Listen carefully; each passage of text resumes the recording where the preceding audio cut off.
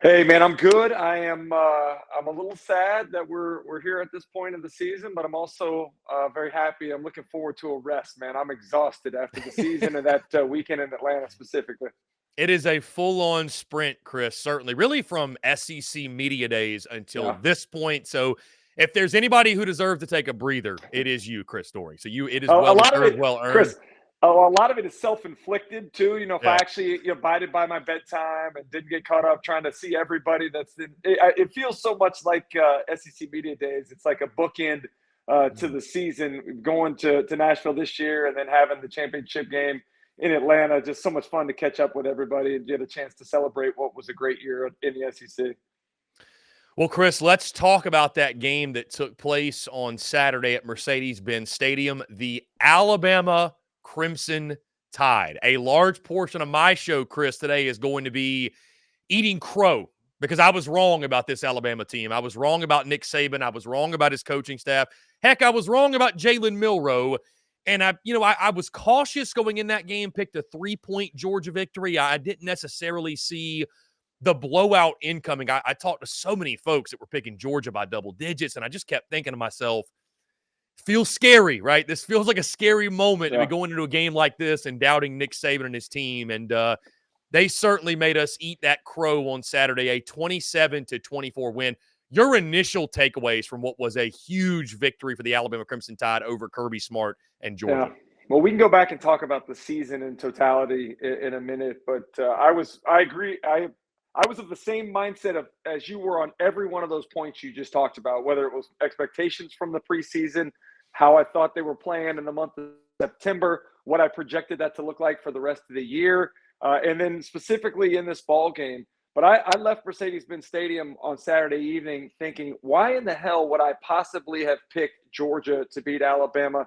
Knowing the history of these two teams meeting one another with these two head coaches, knowing how comfortable Nick Saban is, how successful he is in that building and that city in general, in those types of ball games. Very disappointed in myself from not learning a lesson in 2021 when it was the exact same setup.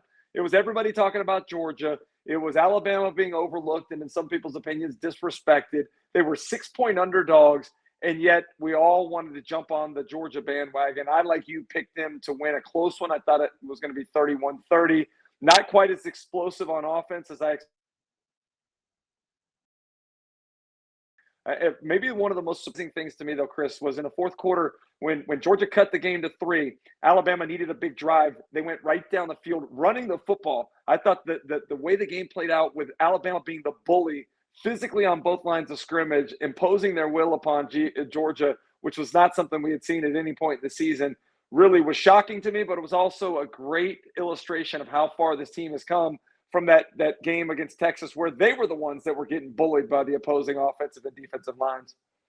Chris, you mentioned the physicality, and I want to go there. And like you said, it's so impressive to think what Eric Wolford's offensive line was just a couple weeks ago, a month ago. I mean, they were getting bullied in the trenches, like you mentioned. They could not protect the quarterback. They're one of the worst in the SEC in regards to sacks, and it felt like in a lot of occasions it was weird seeing Alabama be the second most physical team on the field, or even seeing it be even because we're so Yeah. used to seeing the Crimson Tide push their opponents around. I mean, just continue to speak to like what growth and evolution did you see in the trenches? Because it's one thing to improve as the season goes and pick on Kentucky and pick on some others, but when you make Georgia look the way they did, I mean, it doesn't get much better than that. Yeah.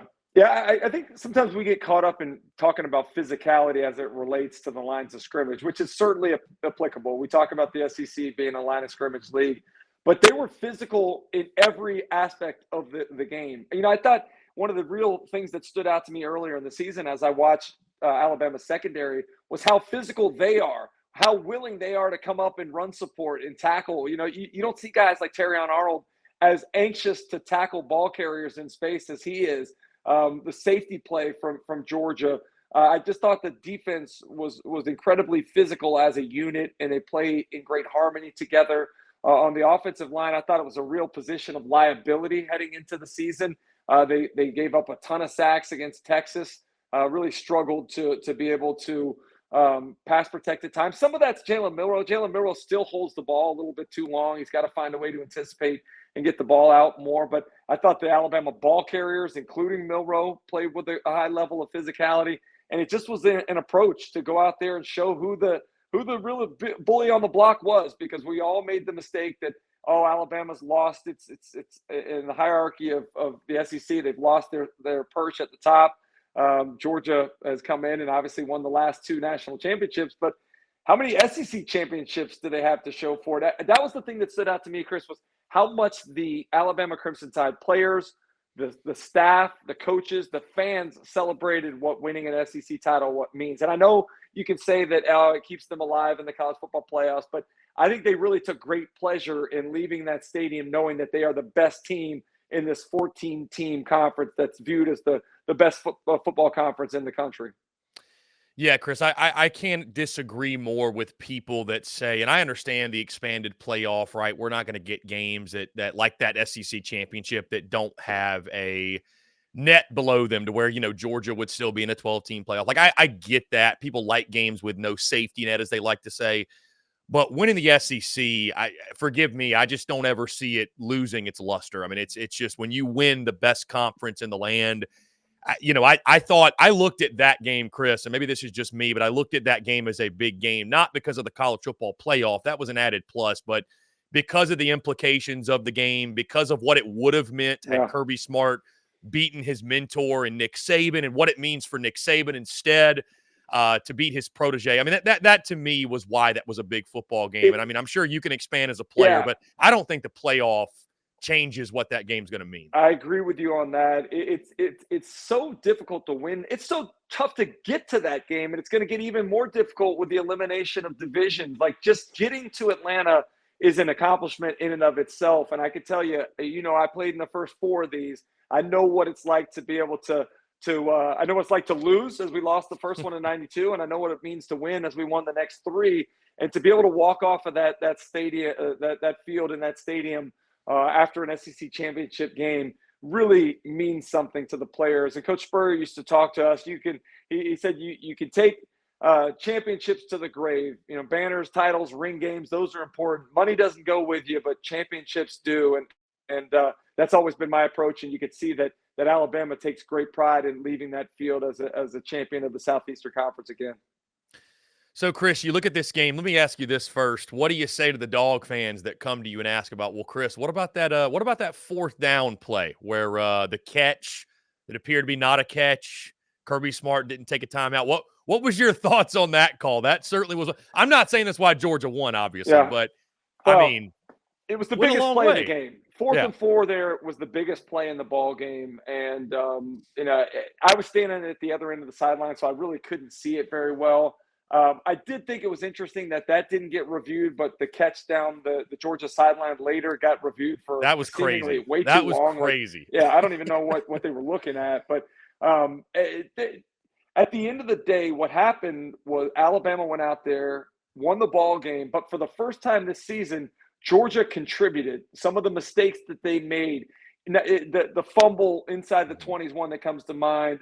The penalty right before the field goal attempt at halftime that doinked off the upright comes to mind. But the things that weren't seen until you go back and look at the tape, missed blocks on 3rd and short, guys not fulfilling their assignments. I always brag about how well coached Georgia is and how well they are at going out there and doing what each of their assignments are. They are the ones that failed themselves. And if they executed a little bit better, perhaps they leave the field as the SEC champion. But take nothing away from Alabama. But it did not play out the way that I expected it to, and Georgia doing what they had done all season long and not contributing to the loss with some of their mistakes and lack of execution. Certainly, Chris, some uncharacteristic moments from the Dogs, but that can happen against the Alabama Crimson Tide in a game like that. So, Chris, we move now, the conversation shifts to the college football playoff. I'll first ask you this. You watched that game. Those are 2 of the 4 best teams in college football, right? We're about to get into this conversation, but, I mean, you can't sit here and convince me that Georgia is not one of the 4 best. I understand why it didn't play out that way, but I am really happy we're getting the expanded playoff because a team like Georgia, they're one of the best 4, man. I mean, come on, let's be honest. Forget the 10-year history of the college football playoff rankings, which we've never seen a number 1 drop that far from losing the championship game. But Tell me when in any of the AP or coaches polls that we've ever seen a number one team lose to a top 10 opponent and fall 5 spots. Like the fact that they went to number 6 was an absolute joke. I still think if you're looking, and we can talk more about the Florida State stuff coming up here, but if you're looking at who the 4 best teams are, Georgia is one of those 4 best teams. You can tell just with the eye test. And that's why we don't use the BCS rankings anymore. That's why we use human beings that are able to make uh, decisions and can deduce based upon what their eye tells them. And so I think that everybody knows that Georgia's one of the best. They do get screwed by the fact that there's only 4 teams. It's a credit to the improvement of some of the other Power 5 conferences. Watching what Washington has done in the Pac-12 this year is impressive. Watching what the resurgence of Texas in the Big 12 has done is impressive. But in a normal season, Georgia loses that game by 3 points to a top 10 opponent, and they still are in the college football playoff field. Chris, let's get into the college football playoff field. At number 1, Michigan. Number 2, Washington. Those two made a lot of sense. Both those teams handle their business. I think we were all in agreement. Okay, 1-2 is going to be those 2 teams.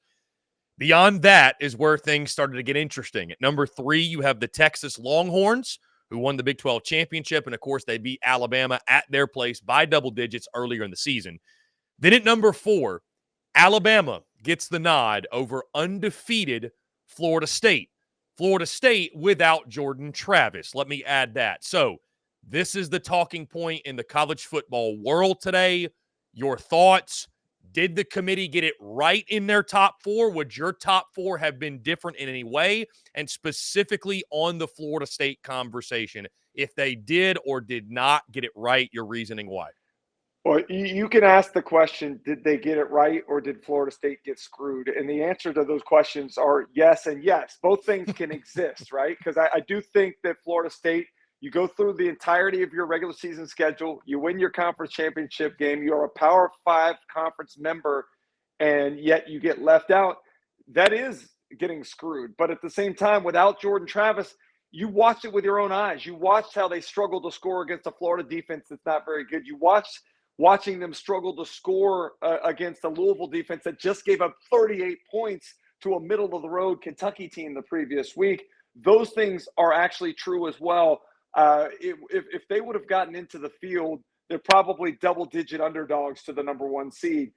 So I think Alabama, the champion of the Southeastern Conference, the resume, the strength of record, the fact that they come in with a win over the number 1 team in the country, combined with Jordan Travis not being available, they made the right decision there. But as you said, I mean, what a perfect segue into the expansion of the field to 12. There's so many arguments that lead Georgia being left out. The fact that Florida State's left out as an undefeated ACC champion is a perfect example of that. And I'm just excited about what those matchups will look like next year. Chris, to your point, I was just thinking that this is a perfect segue into the 12-team playoff because, you know, it would solve this an expanded playoff, and we're going to get that next year. To your point, by the way, Chris, of the committee, maybe, I don't know, just I don't want to say not knowing what they're doing, but I mean, Florida State 5, Georgia 6. There's nobody, and we're going to get the game, but I don't think there's many folks out there that think Florida State's going to beat Georgia.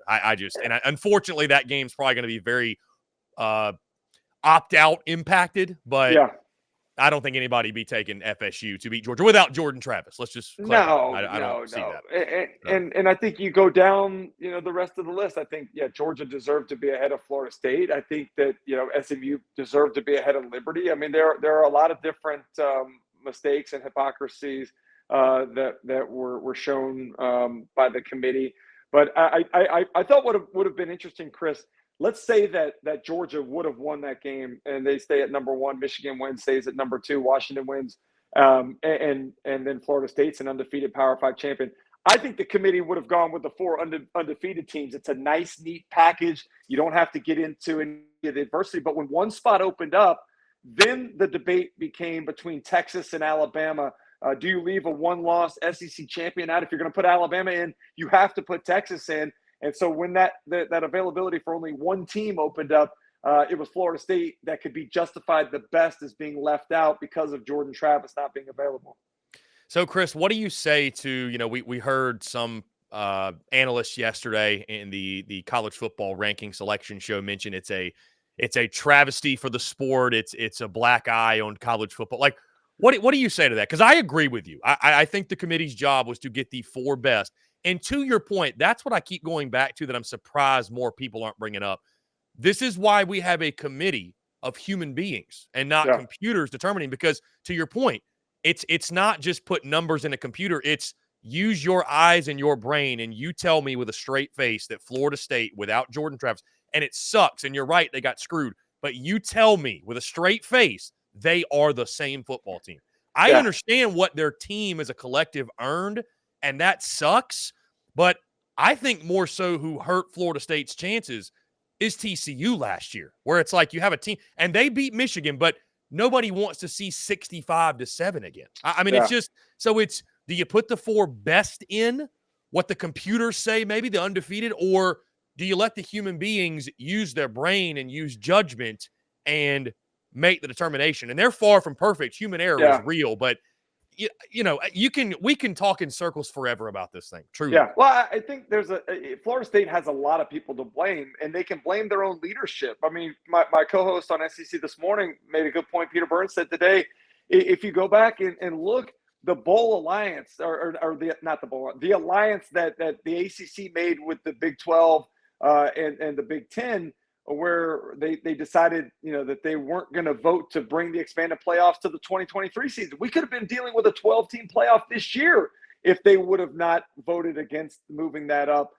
Also, you look at the committee, there are more committee members that have ties to the ACC, including Boo Corrigan, who's the ACC, the athletic director at NC State, who is the committee spokesperson. Like, this was not an SEC inside job. This was not any sort of SEC bias. It's people, as you said, that are looking with their own eyes and can see that this is a totally different team. And I think you go back to what you said and about the blowout last year with TCU. Like, nobody wants that, and that's exactly what was coming. You watch Florida State, but they scored 16 points against the team that Kentucky.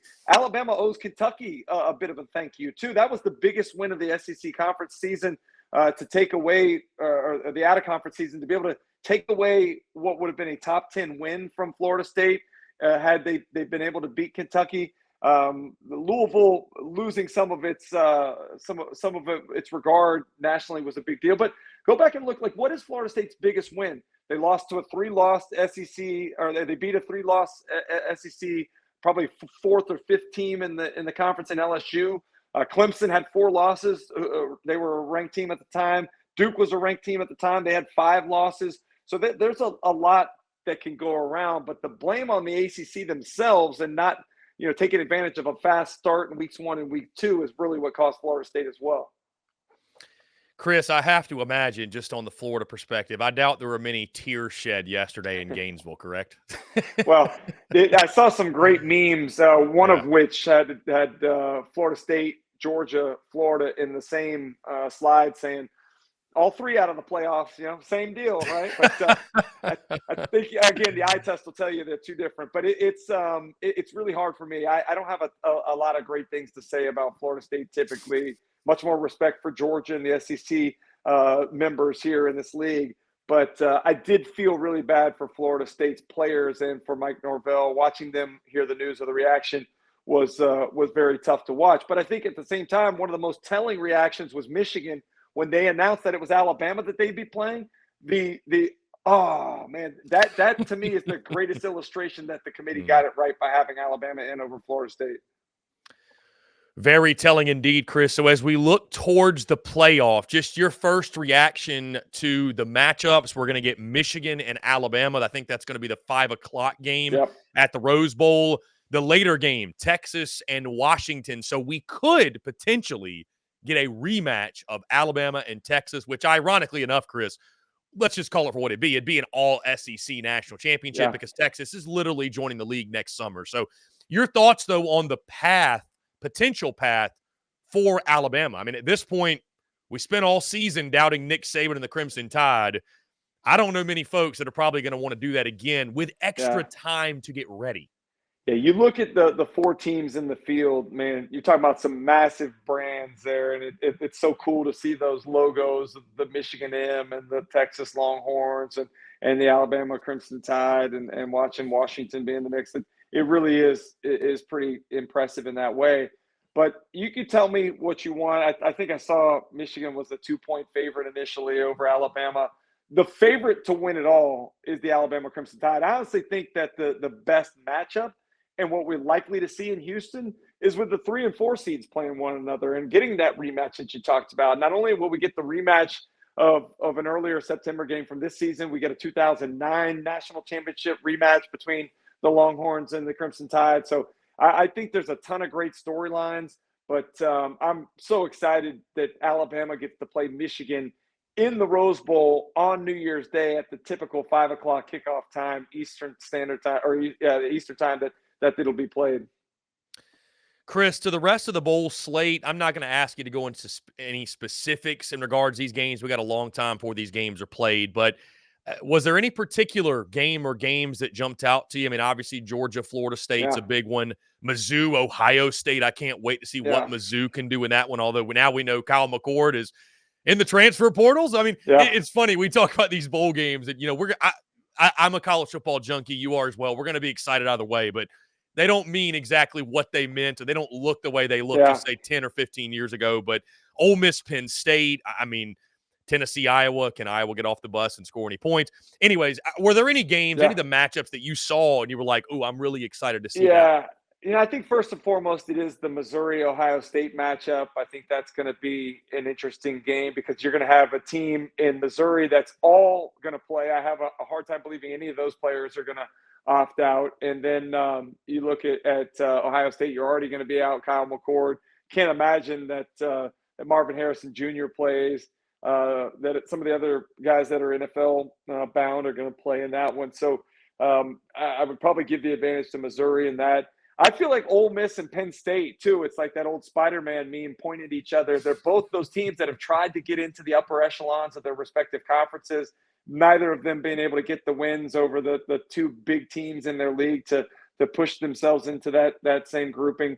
Both 10-2, so that should be a really good one. And knowing that we're having Jackson Dart back next year means we get a chance to have him in this ball game. I think Ole Miss will be pretty close to full strength. And then the one off the radar that I'm most excited about, Chris, is Clemson and Kentucky. I've been going on and on about how valuable that Kentucky win over Louisville was. They get a chance to play another ACC team. So that's one that I'm going to keep my eye on as well.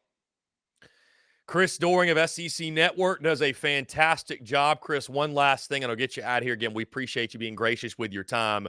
The transfer portal madness has officially begun. Again, I mentioned Kyle McCord at Ohio State. Yeah. We've seen Dylan Gabriel from Oklahoma into the portal, which I think that one's interesting because they said he still might play in the bowl game, which I'm like, wait, you're entering the portal, but you might – I Well, don't hold know. on now. Does that not make perfect sense? They got a stud out there at Oklahoma that they're excited about.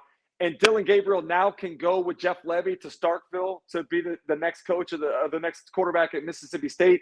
I think it's a perfect agreement because I think that Oklahoma wants to move on with the younger player next year. But why not let Dylan Gabriel play in this one, knowing that he's likely to go with Coach Levy? So I think it makes a lot of sense there.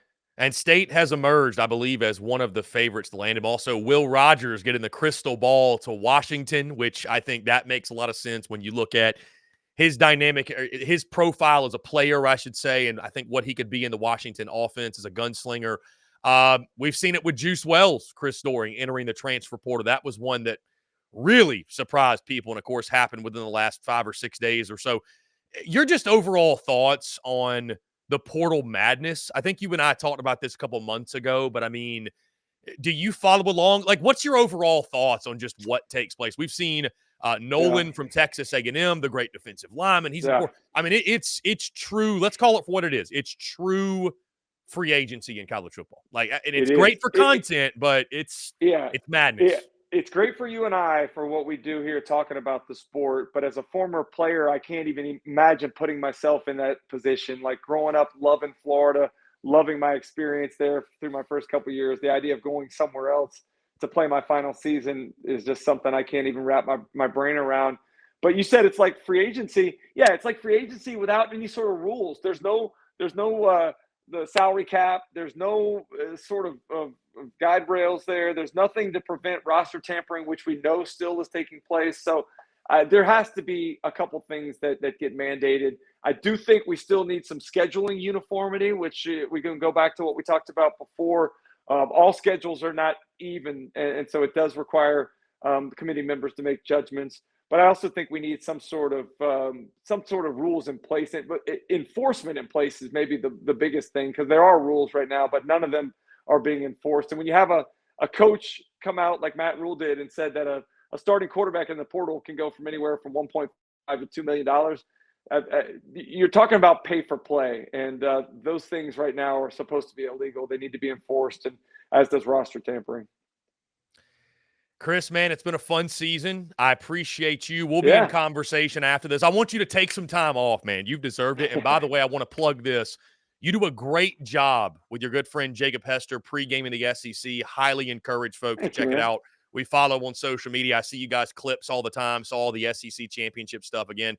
You guys, I saw you had Stephen Garcia on the airwaves. I'm sure that was a Stephen fun. Garcia. Yeah, he came in. And by the way, for all the Gamecock folks there, down in Gainesville, we started an award along with the Football Writers Association of America, the Steve Spurrier First Year Coach of the Year Award. Coach Spurrier took such pride in what he did when he took over at Duke, what he did in his first year when he took over at Florida, what he did when he took over at South Carolina. And everybody says you got to be patient. You got to have time to let a coach build his program. And some of that's true, but I think what Coach Spurrier did was getting guys to buy into the vision of what he was trying to create, and gave you guys experience that, how much confidence and swagger he gave the teams that he coached because of who he was. So we have that first year Coach of the Year award in his name in Gainesville. I think that Stephen Garcia is going to come up for the event in February. I'll have to get the information to you, but just a great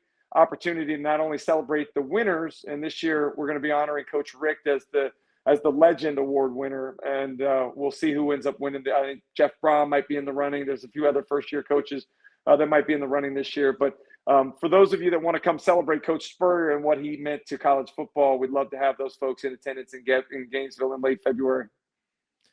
Beautiful. Well, yeah, we'll stay in touch, Chris. Again, I appreciate you. Again, take some time off, my friend. It's well-deserved. You and I will be in touch off the air. But, man, really good stuff. This season was a blast, and we'll talk again soon, my friend. Been fun, man. Take care, Chris. Yeah, man. Appreciate you.